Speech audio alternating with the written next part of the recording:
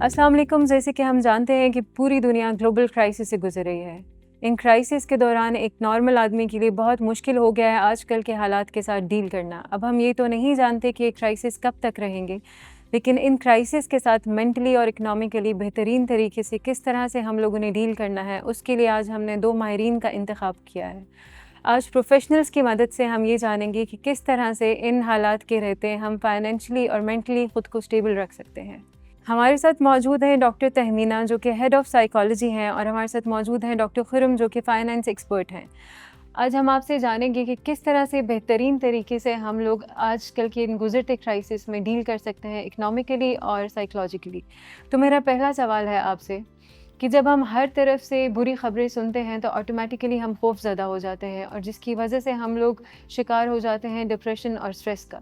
तो किस तरह से एक साइकोलॉजिकल रेजिलियंस पैदा कर सकते हैं हम लोग, जिसकी मदद से हम लोग बेहतरीन तरीके से आजकल के हालात के साथ डील कर सकें? Thank you so much for inviting me here. जैसे कि आपका सवाल है कि हम इन सब हालात में ग्लोबल क्राइसिस में हम कर क्या सकते हैं, तो हमें रियलिस्टिक होने की ज़रूरत है, क्योंकि हम बहुत सारी चीज़ें हैं जो नहीं कर सकते।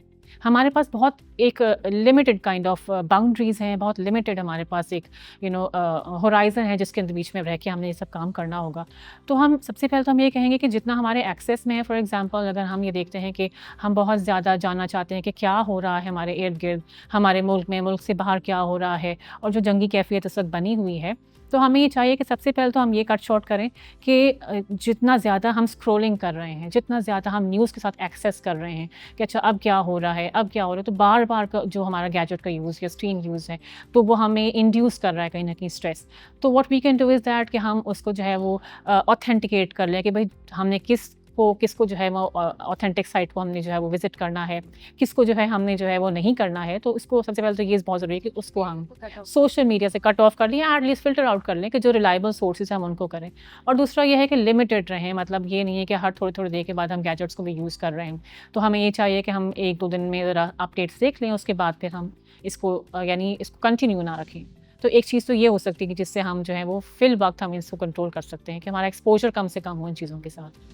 सर, आपसे मेरा सवाल है कि मौजूदा क्राइसिस के दौरान वो कौन से ऐसे 3 फाइनेंशियल स्टेप्स हैं जो हमें लेने चाहिए, जो हमें माली नुकसानात से बचा सके? Thank you for having me on the show. लोगों को लगता है क्राइसिस में सबसे ज़्यादा प्रायोरिटी पैसे को देना चाहिए। मेरा ख्याल में सबसे ज़्यादा आपको प्रायोरिटी देनी चाहिए क्लैरिटी को। क्लैरिटी का मतलब ये है कि आपको पता होना चाहिए मेरी इस वक्त की पोजीशन क्या चल रही है, मेरी इनकम क्या है, मेरे एक्सपेंसेस क्या हैं। एक्सपेंसेस का भी आपके पास थोड़ा सा ब्रेक डाउन होना चाहिए, कौन से मेरे एक्सपेंस वेरिएबल हैं, कौन से मेरे एक्सपेंस फिक्स्ड हैं। जब आपको ये चीज़ें पता होती हैं तो आपको पता होता है कि मुझे कहाँ से कंट्रोल स्टार्ट करना है। जब आपके पास जब चीज़ आ जाती है ना, कंट्रोल आ जाता है, तो आपके पास चीज़ें मैनेज करने के चांसेस बढ़ जाते हैं। सेकंड, आपके पास कंट्रोल हर चीज़ पे आप नहीं कर सकते हैं, so you have to focus कि कौन सी चीज़ें मेरे कंट्रोल में और कौन सी चीज़ें मेरे कंट्रोल में नहीं है। फ्यूल प्राइसेस आपके कंट्रोल में नहीं है, इन्फ्लेशन आपके कंट्रोल में नहीं है, इकोनॉमिक कंडीशन, जियोपॉलिटिकल कंडीशन आपके कंट्रोल में नहीं है। So don't over burden yourself with these decisions.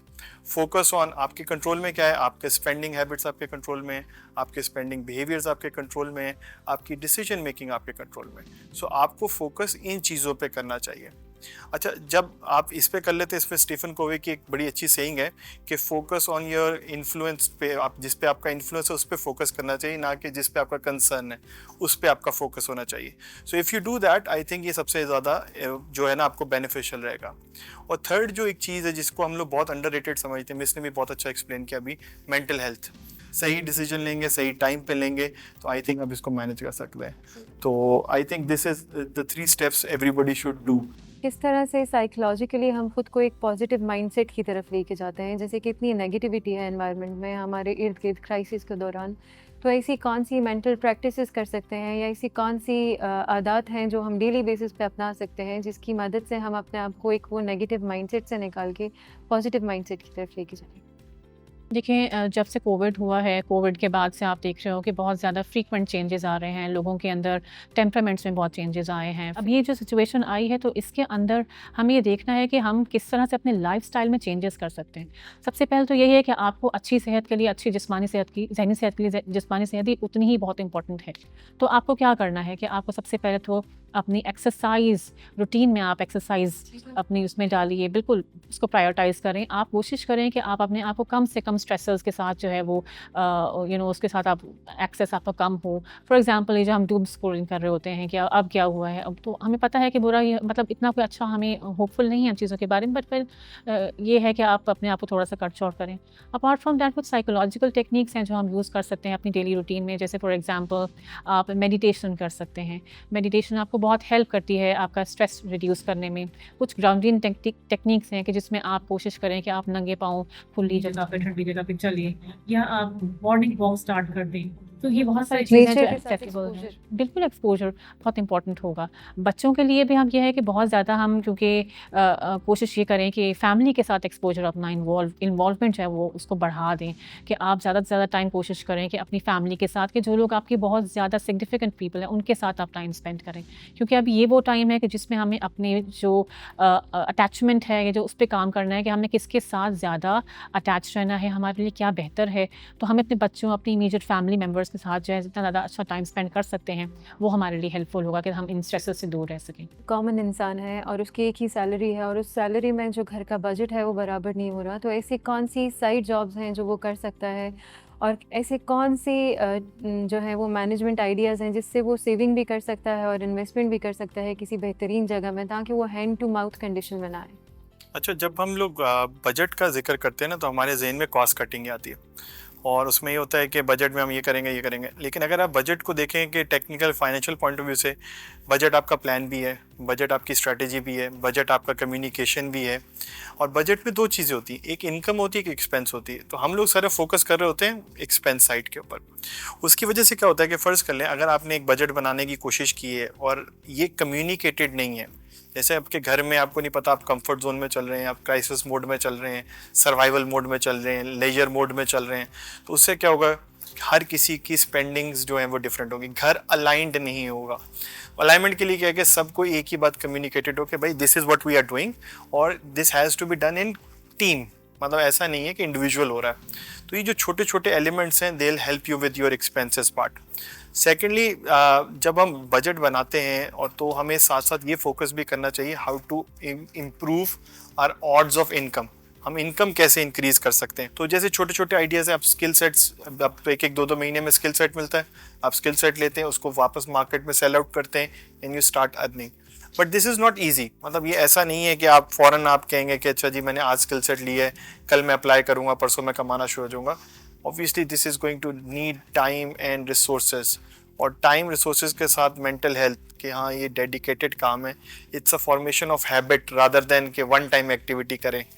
Second, जब आप एक्सपेंसेस लिख रहे हैं, ऑब्वियसली कंट्रोल करने के लिए आपको पता तो हो कि एक्सपेंसेस हैं क्या, फिर आप उसके ऊपर कंट्रोल कर सकते हैं। तो ज़्यादातर लोगों ने घर में एक्सपेंसेस लिखते भी नहीं है, वो आ रहा है जा रहा है, खर्च हो रहा है। महीने के एंड में, महीने से पहले जब ये इन्फॉर्मेशन आती हो यार पैसे ख़त्म होने लगे, तब हमें पैनिक मोड में आते हैं। फिर सारी एक्टिविटी जो होती है फिर वो then and there dead stop पे लगती जाके। तो मेरा ख्याल है कि हमारे प्लान्स में ये हमारी जो फाइनेंशियल हैबिट्स हैं, इसमें डिसिप्लिन की बहुत अशद ज़रूरत है। एक्स्ट्रा इनकम में आजकल आप देखें कि स्किल सेट्स कितने हमारे पास, we all most of us go to colleges, universities, we have a good spoken, जैसे कहते हैं, हमारे पास अच्छी राइटिंग है, कंटेंट क्रिएशन एक बहुत बूमिंग इंडस्ट्री बनी हुई है, आपका एआई बहुत एडवांस चल रहा है, और हर जगह पे छोटे छोटे स्किल सेट के कोर्सेज भी हो रहे हैं, सर्टिफिकेशंस भी हो रही हैं। इवन अब तो बिजनेस करना पहले होता था कि एक शॉप लें करें, अब तो होम बेस्ड बिजनेसेस हैं। Your mother sister कुक्स very well, आप फूड पांडा पर रजिस्टर करें, you can start a home based business. आपको लगता है कि यार मेरी फाइनेंशियल स्किल्स बहुत अच्छी हैं, यू टीच दैट, आप ट्यूशन स्टार्ट कर सकते हैं। आपका अगर आप करना चाहें तो आप ऑनलाइन अपनी services as a content creator, आप मीडिया, आप उसमें social media, there is a list. आप सबसे पहले you should understand what is your core, मतलब ऐसा भी नहीं है यू स्टार्ट जंपिंग अराउंड, तो फिर उससे भी स्ट्रेस फैलता है। तो आपको वही, जैसा मैंने पहली बात भी ये की थी, क्लैरिटी आपको पता होगी, आपकी पोजीशन आपको पता होगी, आपके डिसीजंस बहुत स्टेबल होते जाएंगे। एक साइकोलॉजिकल टर्म है सेल्फ टॉक, हम लोग खुद से बातें करते हैं, हर इंसान करता है, और क्योंकि आजकल क्राइसिस का टाइम है और क्राइसिस के टाइम में जो हम लोग खुद से बातें कर रहे हैं, क्या कोई ऐसी टेक्निक है या कोई ऐसा आइडिया है कि हम खुद से बातें करके खुद को वो जो मनफी सोच है, हमारी नेगेटिव थॉट्स हैं, हम उसमें से बाहर निकाल सकें, हम अपनी ही सोच को एज एन टूल यूज़ कर सकें इन सारे क्राइसिस के अगेंस्ट? जी, बिल्कुल, ये जो आपने कहा है सेल्फ टॉक, ये बिल्कुल एक स्ट्रैटेजी है जो कि हम यूज़ कर रहे होते हैं कॉग्निटिव रीस्ट्रक्चरिंग में। अब कॉग्निटिव रीस्ट्रक्चरिंग एक ऐसी टेक्नीक है कि जिसमें हम अपने ही कॉग्निशंस को, अपने ही थॉट प्रोसेस को जॉट डाउन करते हैं, जिसको हम जर्नलिंग भी कह रहे होते हैं। At time we can also journal it, हम लिख सकते हैं, हम खुद से कहीं भी नोट कर सकते हैं, नोट टेकिंग कर सकते हैं, और हम मॉनिटर कर सकते हैं कि इस वक्त करंटली हमारा स्टेट ऑफ माइंड क्या है, हमारे बहुत ज़्यादा कंटेंट, थॉट कंटेंट क्या चल रहा है। तो हम जब हम कंटेंट को नोट करते हैं, मॉनिटर करना शुरू करते हैं, तो हमें ये आइडिया होता है कि at the moment my state of mind is not very much stable, या स्टेबल है ऑन द कॉन्ट्ररी। तो इससे हमें एक तो ये होगी, हमें अवेयरनेस होगी, हमें ये आइडिया होगा कि अभी मैं इस वक्त जो हूँ वो किस तरीके से, क्या स्टेट ऑफ माइंड से गुजर रहा हूँ। और तो जब आपको इंसाइट डेवलप होती है तो ऑटोमेटिकली आपका आधा मसला तो हल हो जाता है। सबसे पहले तो मैं ये रिकमेंड करती हूँ कि आप जो है, सबसे पहले हम अपने घर में प्रैक्टिस भी कर सकते हैं कि जब भी आप कुछ भी आप नेगेटिव फील करते हैं, आप स्ट्रेस्ड आउट हो, तो आप लिखें। लिखना एक बहुत बड़ी अच्छी एक्टिविटी, आप चाहे किसी से शेयर ना करें, but just right what ever you think, just write down, jot down. जब आप लिख लेंगे तो लिखने से आपका क्या होगा कि जितना भी अंदर आपके एक तरह का परेशानी, इरिटेबिलिटी है, इनडिसाइसिवनेस है, गबार है, वो सब आप लिख लेंगे। उसके बाद आप उसको चाहे तो दोबारा पढ़ सकते हैं। पढ़ने के बाद आपको ये लगेगा कि नहीं, कि जितना कुछ भी मैंने लिखा है इसमें बहुत सारी ऐसी चीज़ें हैं जो वाकई में मैं इस पे काम कर सकता हूँ, I can control these things.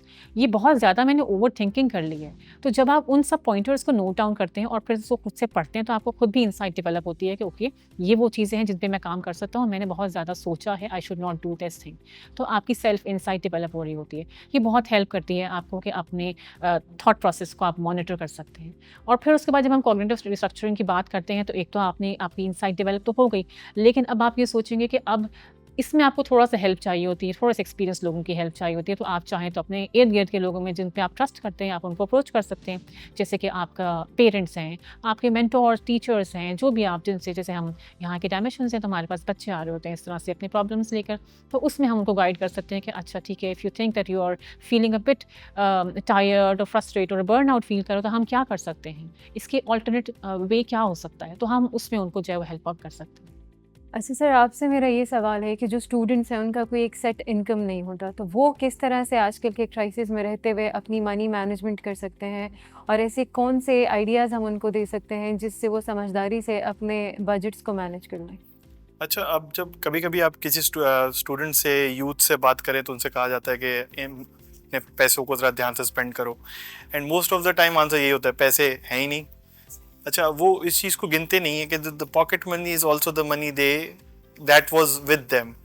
इसके अलावा ईदियाँ भी मिलती हैं आपको, कहीं आते जाते हैं, कभी पेरेंट्स भी देते हैं, कहीं आपने भी साइड हासिल स्टार्ट की होती, वहाँ से भी पैसे आ रहे होते हैं। तो उनको जब आप काउंट नहीं कर रहे होते ना, तो आपको लगता है वो तो ठीक है, वो एक तरफ है, वो दैट इज स्पेंडिंग मनी। तो उसकी वजह से क्या होता है, आपका फोकस होता है जब सैलरी आएगी ना, तब मैनेजमेंट स्टार्ट होगी। तो आई थिंक ये जो मैनेजमेंट है ना, ये हैबिट है, ये आपको स्कूल या कॉलेज लाइफ में आ जानी चाहिए। Management of money is a skill that, पैसे हो या ना हो, लेकिन इस स्किल, इस मैनेजमेंट जो पैसे की मैनेजमेंट है, ये आपको आनी चाहिए। सेकेंडली, आपने बोला कि लोग कहते हैं इन्वेस्ट करें, तो इस वक्त स्टूडेंट अगर देखें कि उनके पास सबसे बड़ी कमोडिटी क्या है, वो टाइम है।